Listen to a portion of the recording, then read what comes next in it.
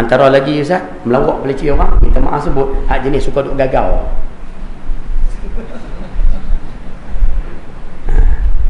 Dia jumpa budak kecil, dia gagau. Dia jumpa orang tua, dia gagau. Tak boleh. Bukan dekat orang tua Ustaz, kawan-kawan duk main masjid sekali ni pun Ustaz, oi, sambil duk main semayang, dia dan gagau kat belakang. Oh, yang huduh orang ni. Dia dan tu, kawan tu duk ambil air semayang tu, dia main kat belakang, rak, momo. Sini tak ada kan? Macam banyak orang nampak gaya kat Ustaz ni Ustaz. Dah kita minta siapa buat perangai tu berhenti Ustaz nah, berhenti nah. Huduh sangat perangai tu. Saya pergi mengajak satu tempat, ada seorang bawah tu lagi teruk. Dia kata, Ustaz kami di sini bukan setakat gagau waktu ambil semayang Ustaz waktu nak semayang pun gagau. Saya tanya macam mana waktu nak semayang tu. Dia kata kami duk beratuk dalam sah tu Ustaz nak semayang. Hamba Allah kami angkat takbir, Allahu Akbar. Hamba Allah tu tak angkat ni. Dia duduk sebelah, dia tak angkat lagi. Kami angkat takbir di atas ni, dia gagau kat bawah. Macam ada nampak gaya kat sebelah ni. Uduh orang yang ni. Lepas tu kita minta kalau kita ada solat, berhenti je. Nah, kalau ada, berhenti je. Bila hidayah tak masuk dalam hati solat, sebab tu kita buat ibadah, kita tak rasa manis. Sebab tu bila kita buat ibadah, kita tak rasa kita bertuhan. Kita tak rasa kita sedang menghadap Allah. Kita tak rasa benda tu. Pasal apa Ustaz? Pasal hidayah tak masuk. Man izdada al-ilma, siapa yang ilmu dia bertambah, walam yazdad huda, tapi petunjuk tak bertambahlah hati dia. Betul. Walam yazdad minallahi illa bu'da. Orang ni tak bertambah pun dengan Tuhan, melainkan kecoh dengan Tuhan. Tunggulah. Sebab tu kita minta kalau boleh benda-benda hak jenis macam ni berhenti. Satu. Yang kedua kita sebut, saya rasa tak di sini tak sebut lagi sekalian. Kita rasa kita sebutlah hak jenis duk puji diri sendiri. Yang ni pun kita minta berhenti. Walaupun benda ni ulangan tapi tak ada masalah sekalian. Imam Ghazali sebut antara punca pasal hidayah tak masuk dalam hati, manusia suka memuji diri sendiri. Ni sebab nombor 2 pasal hidayah tak masuk.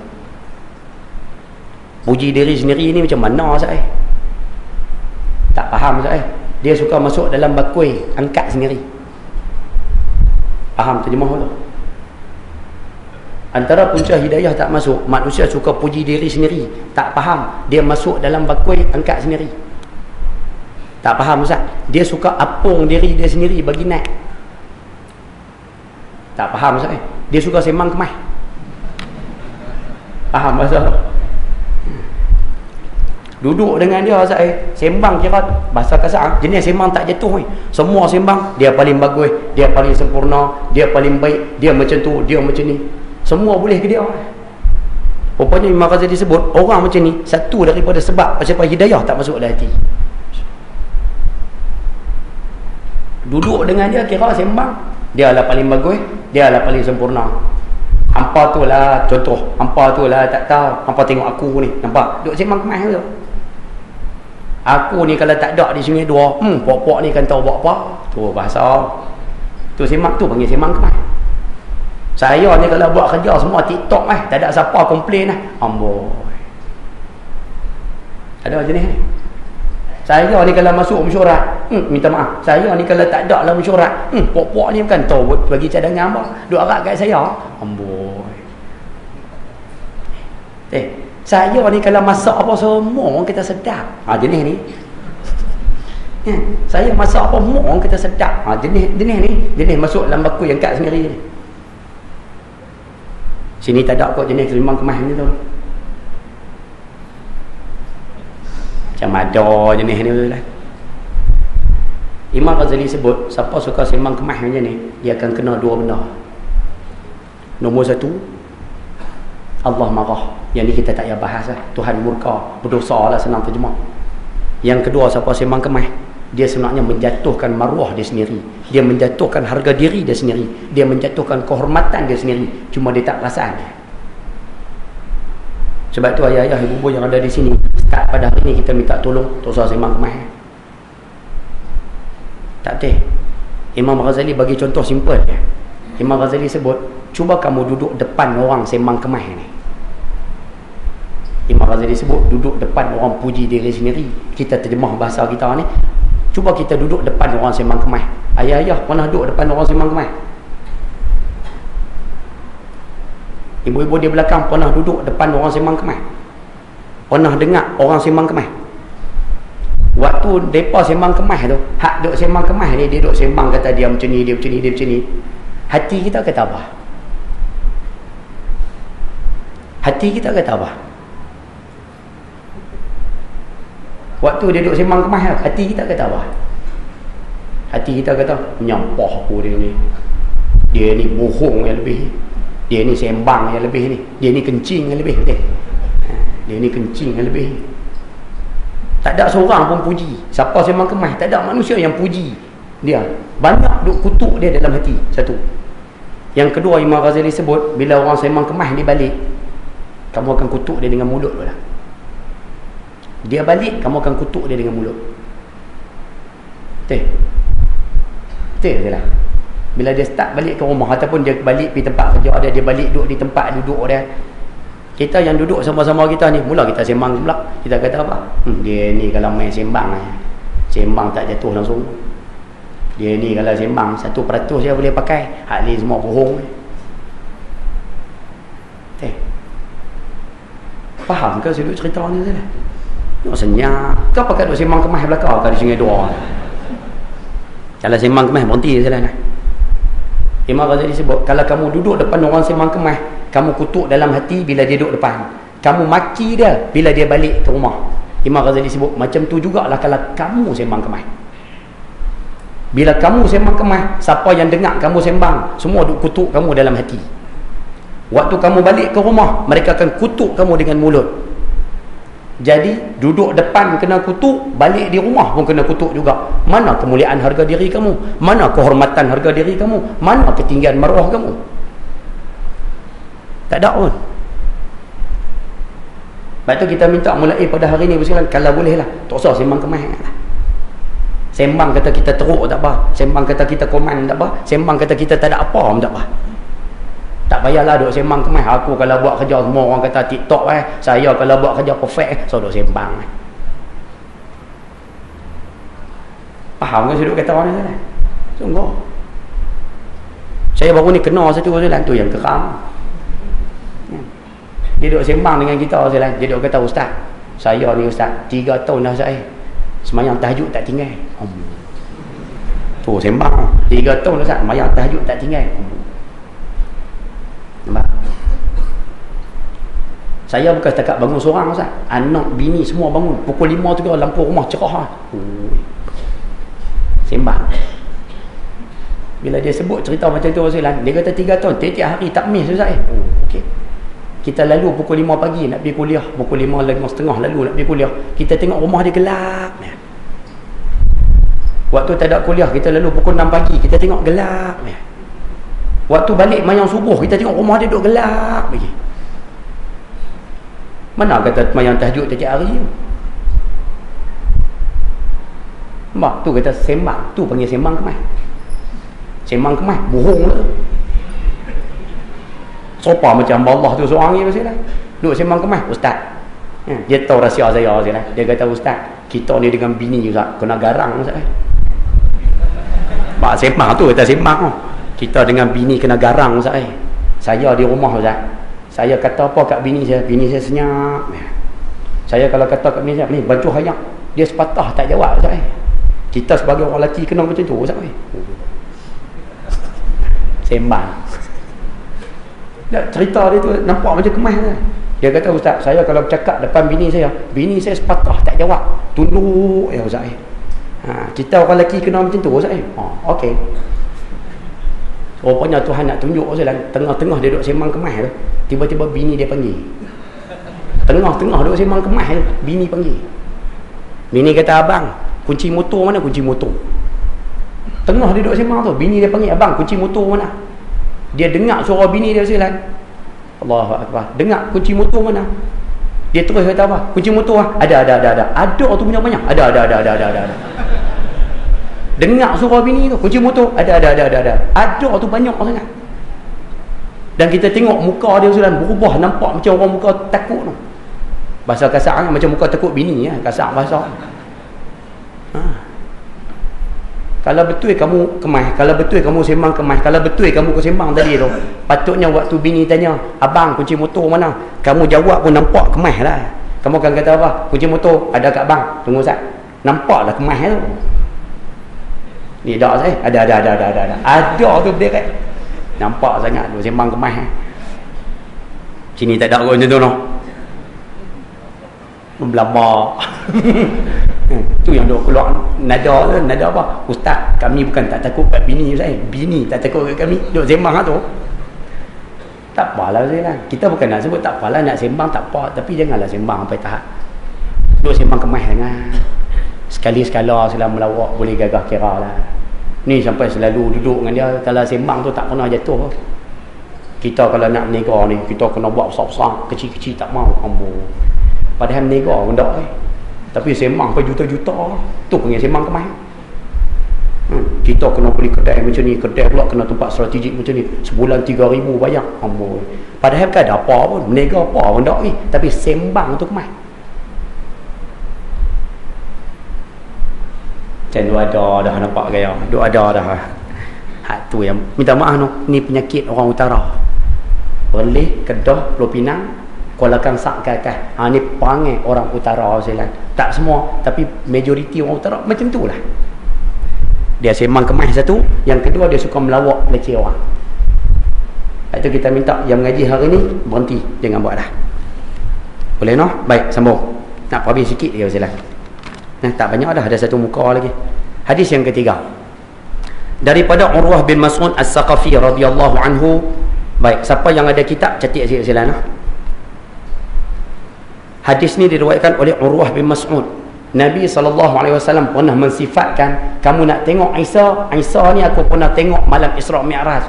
Rupa Isa AS ni serupa macam rupa Urwah bin Mas'ud. Sebab tu siapa yang ada kitab catat sikit. Urwah bin Mas'ud itu orang yang wajahnya serupa, hampir serupa dengan Nabi Isa AS. Boleh faham sekalian no? Nabi Isa wajahnya macam serupa hampir dengan Urwah bin Mas'ud, seorang sahabat.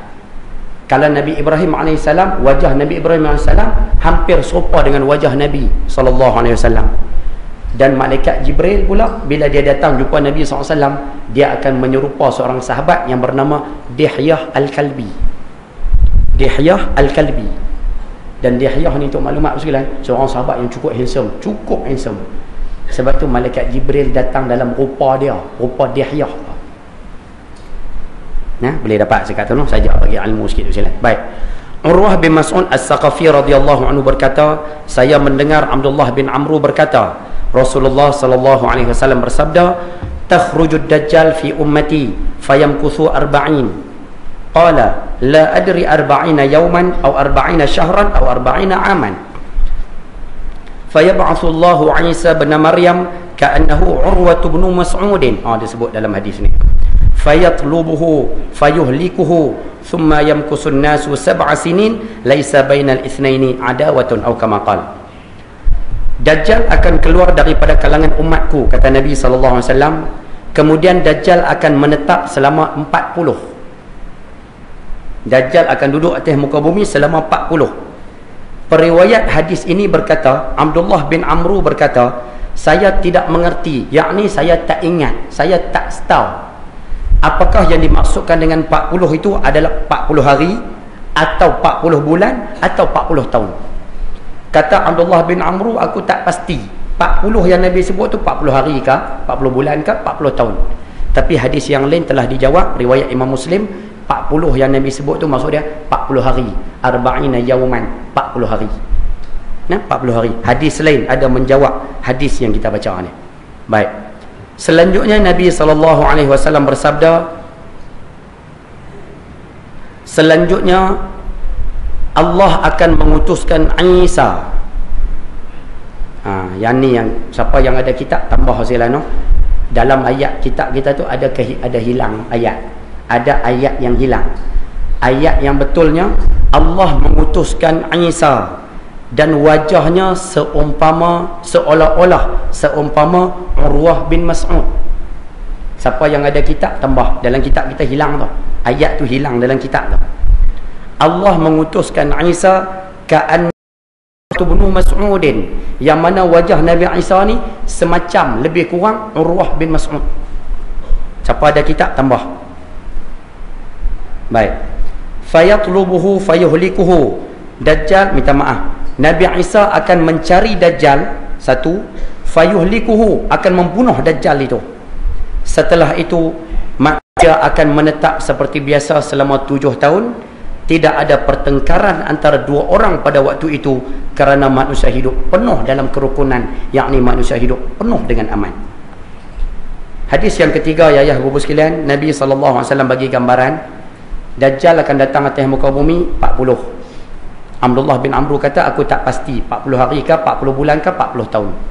Kemudian Nabi sebut Allah akan turunkan Nabi Isa, yang mana Nabi Isa akan turun, akan dipegang, akan memegang dua sayap malaikat, belah kanan, belah kiri. Nabi Isa akan pegang, dan Nabi Isa akan turun mengikut pendapat ulama di Masjid Putih di timur Damsyik, ataupun kita boleh sebut hari ini di Masjid Umawi yang ada di Damsyik. Nabi Isa akan turun di situ dalam keadaan memegang dua tangan macam tu. Dan Nabi sebut dalam hadis, Nabi Isa rambut dia seumpama orang yang baru keluar daripada hammam. Hammam ni kita translate baru keluar daripada apa tu? Tandas ataupun bilik air. Rambut Nabi Isa ni boleh dikenal, rambut dia seumpama orang baru keluar daripada bilik air, nampak basah. Dan bila dia menundukkan kepala dia sekalian, air akan muncul ataupun air akan turun daripada rambut dia. Qatron akan jadi macam ayat hujan tu. Ayat akan turun pada rambut dia. Nak kata segak semua ni. Yang kata Nabi Isa ni, rambut dia sentiasa nampak macam orang yang baru keluar pada bilik air. Maknanya sentiasa basah. Allahu Akbar. Tu Nabi Isa alaihissalam. Sebab tu Nabi SAW sebut, kamu nak tengok rupa Nabi Isa, gambaran dia seumpama Urwah bin Mas'ud radhiyallahu anhu. Baik, selesai. Cuba kita tengok huraian dia sekalian. Kemudian Nabi Isa akan turun, Nabi Isa akan bunuh Dajjal dan akan perintah dunia 7 tahun. Soalan ataupun huraian, mungkinkah Nabi Isa akan berada di muka bumi ini? Itu soalan yang pengarang kita sebut. Daripada beberapa hadis tersebut dapat disimpulkan Nabi Isa akan turun di akhir zaman, yakni di tengah-tengah pengaruh Dajjal. Maksud waktu Dajjal tengah buat huru-hara, Nabi Isa turun. Turunnya Nabi Isa ini merupakan tanda dekatnya hari kiamat. Ayah-ayah, ibu bunda rahmati Allah SWT sekalian, siapa ada kitab catat sikit sekalian. Ada ulama menghimpunkan hadis-hadis berkaitan dengan Nabi Isa. Ada yang mengatakan cerita tentang turunnya Nabi Isa ni ada 18 hadis. Siapa ada kitab catat sikit tepi tu. Ada 18 hadis. Satu. Yang kedua, ada ulama lain, Imam Syaukani mengatakan ada 29 hadis cerita tentang turunnya Nabi Isa.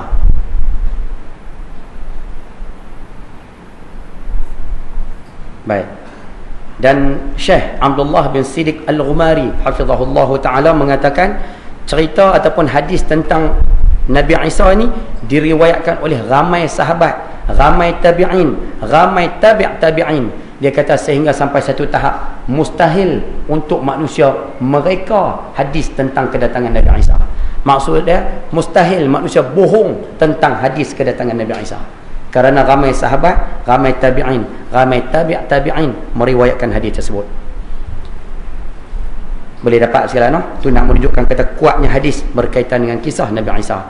Ada ulama yang mengatakan bahawa, ulama di Kashmir mengatakan hadis tentang turun Nabi Isa ada lebih kurang 70 hadis. Nah, ini semua pendapat-pendapat ulama yang mengatakan cerita pasal Nabi Isa turun ni betul, dan memang betul akan turun di akhir zaman. Baik. Dan turunnya kali kedua di muka bumi ini bukanlah untuk menyebarkan agama Nasrani, apakah lagi Kristian, yang mana selama hidupnya tidak dikenal. Nabi Isa turun tak mengajak ajaran Kristian. Nabi Isa akan teruskan syariat Nabi SAW. Ya bubu sekalian, satu hari Nabi SAW, Nabi Isa dengan para sahabat dia, golongan Hawariyun, pakat duduk belakang kat situ. Bila duduk dia dengan kalangan Hawariyun, kalangan Hawariyun ni ada yang sebut, dia kata, beruntungnya kita pasal apa? Kita jadi pengikut Nabi Isa AS. Beruntungnya kita Nabi Isa alaihissalam, golongan Hawariyun ni, Nabi Isa sebut, kamu tidak kenal seorang manusia yang bernama Muhammad. Kamu belum lagi bertemu dengan manusia yang bernama Muhammad. Kamu tak kenal manusia yang bernama Muhammad. Nabi Isa sebut, kalau kamu kenal manusia yang bernama Muhammad, nescaya kamu nak bersama menjadi umat Nabi Muhammad. Dia kata kalau kamu kenal manusia yang bernama Muhammad, kamu pasti teringin nak jadi umat Muhammad.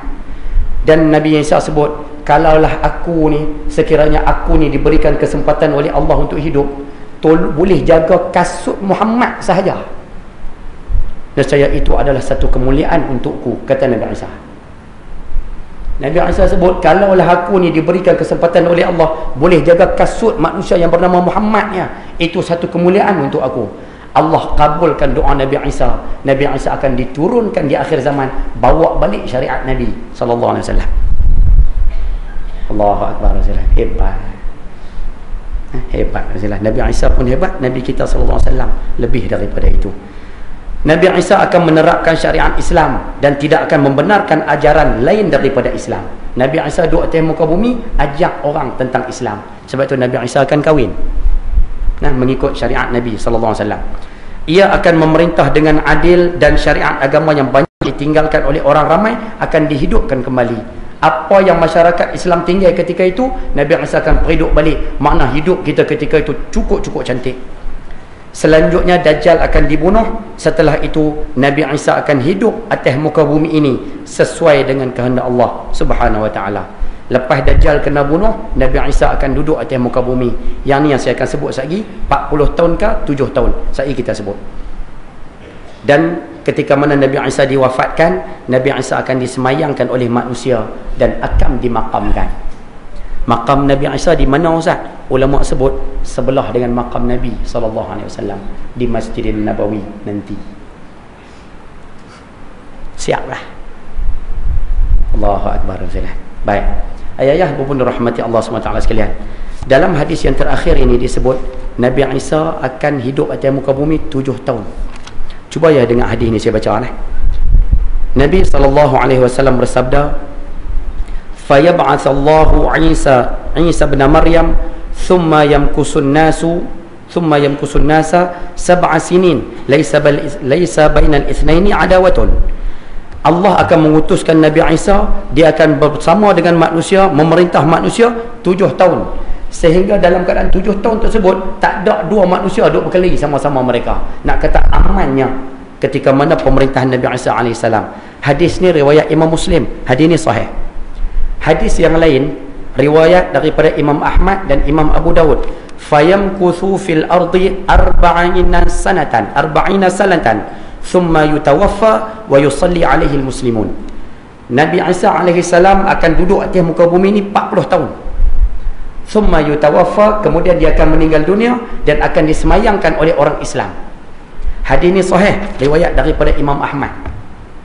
Hadis pertama kata Nabi Isa duduk 7 tahun. Hadis yang kedua kata Nabi Isa duduk 40 tahun. Mana satu betul? Jawapan dia Ibu sekalian, yang betulnya adalah 7 tahun. Kenapa 7 tahun betul Ustaz? La'alla sawab, mudah-mudahan. Maksud Nabi SAW 40 tahun tu dikira daripada Nabi Isa mula lahir atas muka bumi.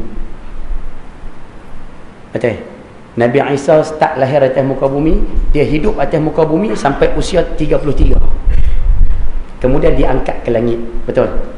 Kemudian nanti Nabi Isa akan turun balik atas muka bumi, perintah dunia 7 tahun. Selepas 7 tahun dia akan wafatkan, kemudian disimpan, dikebumikan oleh orang Islam, disemaikan oleh orang Islam. Jadi 33 tahun masa mula hidup zaman beliau dahulu, zaman baginda dahulu, campur dengan 7 tahun di akhir zaman. 33 campur 7, dia akan jadi berapa? 40. Boleh faham kalau kira macam tu? Sebab tu Nabi Isa akan turun atas muka bumi, dia akan perintah 7 tahun sahaja nanti. Boleh dapat sekali. Selepas daripada itulah Allah akan hantar angin akan lalu bawah ketiak setiap orang beriman. Nanti kita akan baca, lalu bawah ketiak setiap orang beriman. Yang mana beriman pada Allah semua mati belaka. Yang mana yang tidak beriman pada Allah, tidak beriman dengan Islam dan sebagainya, angin lalu bawah ketiak, dia tak mati. Roh dia tak tercabut waktu angin tu lalu. Dan orang ni lah yang masa tak mati ni lah, orang ni lah yang akan merasai bintang jatuh atas muka bumi, langit pecah jatuh atas muka bumi, hak duduk dalam bumi keluar belakang, yang kita duk sebut perempuan mengandung, beranak tapi tak sedar, binatang liar semua berhimpun sekali, air laut akan naik ke atas, apa yang gelava gempa bumi dan sebagainya semua akan naik keluar ke atas. Masa tu baru akan berlaku peristiwa-peristiwa lah, selepas angin lalu bawah ketiak lah. Yang kita takut takut angin lalu bawah ketiak kita dalam keadaan kita tak mati. Yang tu kita takut. Tak tahu lah, takut tu takut. Takut Allah panjangkan umur kita sampai ke akhir zaman, waktu angin tersebut lalu kita tak mati. Oh, yang tu sakit semua. Bila tak mati itulah yang kita, orang yang tak mati itulah akan mengalami pecah dunia, kehancuran dunia. Allahu akbar. Wal'ayazubillah, mudah-mudahan kita tak termasuk di kalangan orang-orang macam ni, insya-Allah. Baik. Ayah-ayah, ibu bunda rahmati Allah Subhanahu wa taala sekalian, jadi itulah sedikit sebanyak kisah ataupun tanda akhir zaman tentang kedatangan Dajjal, insya-Allah. Mudah-mudahan sama-sama ambil manfaat, sama-sama boleh cari kitab rujuk semula. Kalau saya salah, saya mohon maaf. Pertemuan akan datang insya-Allah sekalian. Baik. Minta maaf sekalian. Pertemuan akan datang insya-Allah, cantiklah tu bulan 12. Kan? Tambahlah duk kecoh dengan apa 21, 22, 23. Itu tak betul pun saya, tak betul pun. Tapi saya cuma nak maklum pada ibu sekalian, sebelum matahari naik sebelah barat, dunia kita akan bergelap 3 hari. Yang tu ada hadis ibu sekalian. Dunia kita akan gelap 3 hari. Tapi gelap tu tahun depan ke Ustaz? Tak tahu. Gelap tu bulan 12 ni kah? Tak tahu. Tak betul ya, insya-Allah. Tapi kita nak sebut sebelum matahari naik sebelah barat, dunia akan gelap 3 hari. Sebab tu tajuk yang kita nak bercara pada pertemuan akan datang bulan hadapan insya-Allah, tajuk matahari terbit daripada barat dan juga api yang akan bangkit daripada Yaman kejar manusia sampai ke atas. Atas ni ada ulama sebut sampai ke Syria. Yang ni kita akan bahas pada pertemuan akan datang. Dan ayah-ayah ibu sekalian, baru ni tengok isu ribut pasir di Arab Saudi. Nah, isu ribut pasir di Arab Saudi sampai yang kata 2 hari gelap, kan, 2 hari tak nampak, siang pun nampak macam malam gelap dan sebagainya sekalian. Wallahu alam, itu tak, ya, peristiwa tu wallahu alam, kita pun tak pasti maklumatnya betul atau tidak. Tapi setakat video yang kita tengok, gambar yang kita tengok, nampak sekalian. Dan satu pengajaran kita boleh ambil, boleh jadi juga gelap 3 hari, boleh jadi boleh jadi juga gelap 3 hari tersebut selain daripada dunia kita gelap sungguh 3 hari disebabkan gerhana, boleh jadi. Boleh jadi gelap 3 hari tu manusia buat kempen supaya tutup habis lampu, jadi gelap 3 hari, boleh jadi. Boleh jadi juga kalau ribut pasir macam tu. Ya. Yang Nabi sebut gelap 3 hari. Tapi bukanlah gelap di Mekah tu, taklah sekalian. Tapi boleh jadi sekalian, gelap seumpama macam tu. Wallahu a'lam sekalian. Kalau kata apa-apa pun kita nak minta, tak payah takut dengan tanda kiamat, kita nak minta buat persiapan untuk menghadapi kiamat. Sahabat Nabi mari jumpa Nabi penutup. Sahabat Nabi datang jumpa, ya Rasulullah, mata sa'ah, kiamat bila? Nabi tanya satu soalan ya. Nabi tanya, ma'addalaha, apa persiapan kamu? Jadi malam ni kita nak sebut, tak perlu takut tentang kiamat, tak perlu takut tentang tanda kiamat, gelap 3 hari ke, matahari terbit sebelah barat ke. Soalan yang kita kena tanya diri kita, apa persiapan kita? Itu sahaja. Kalau ada persiapan, alhamdulillah. Tak ada persiapan, buatlah persiapan. Mudah-mudahan sama-sama ambil manfaat insya-Allah. Pertemuan akan datang kita akan bahas tajuk yang terakhir. Tahun depan kuliah boleh cancel lah pun. Kan, habis kitab dah saya. Tak apalah, nanti kita bincang lagi macam mana. Jadi saya rasa cukuplah sekadar tu untuk malam ini. Apa yang baik daripada Allah, yang buruk kelemahan saya sendiri. Mohon maaf terkasar bahasa, tersalah kata. Sebelum kita nak berdoa sekalian, di sini ada satu pengumuman. Pihak Zon Kuliah, saudara Amir kita, dengan Persatuan Staf Islam Universiti Sains Malaysia serta kerjasama dengan Dewan Tuanku Syed Putra akan melaksanakan satu program sehari di USM, di Dewan Tunku Syed Putra. Program menyingkap tirai akhir zaman. Program tu akan bermula daripada pukul 8 pagi sampai waktu malam pada 22 November 2014, hari Sabtu ni di USM New Zealand. Di antara pengisian tersebut akan ada ceramah akhir zaman, petanda dan peringatan buat ummah. Kemudian akan ada pengisian daripada Syekh Imran Husin. Syekh Imran Husin, seorang tokoh yang banyak terlibat dengan pengkajian tanda-tanda akhir zaman. Kemudian beliau akan bicara berkaitan dengan Suratul Kahfi. Cantik lah perbahasan ni, cantik. InsyaAllah sama-sama boleh hadirkan diri. Kemudian petang ada kuliah asar, misi dakwah menghadapi akhir zaman. Dan malam tersebut akan ada forum bual bicara lebih kurang pukul 8.45 ke 9. Tajuknya fasa sebelum malapetaka akhir zaman. Jadi nampak gaya sehari tu bicara tajuk akhir zaman ya. Di antara ahli panel yang ada pada hari tersebut sekalian, antaranya Ustaz Fadli Yusof, Profesor Madya Dr. Muhammad Azizan Sabjan, Dr. Syekh Abdullah Hasan Maidin, tak pernah kenal Ustaz Jafri Abu Bakar, tak kenal.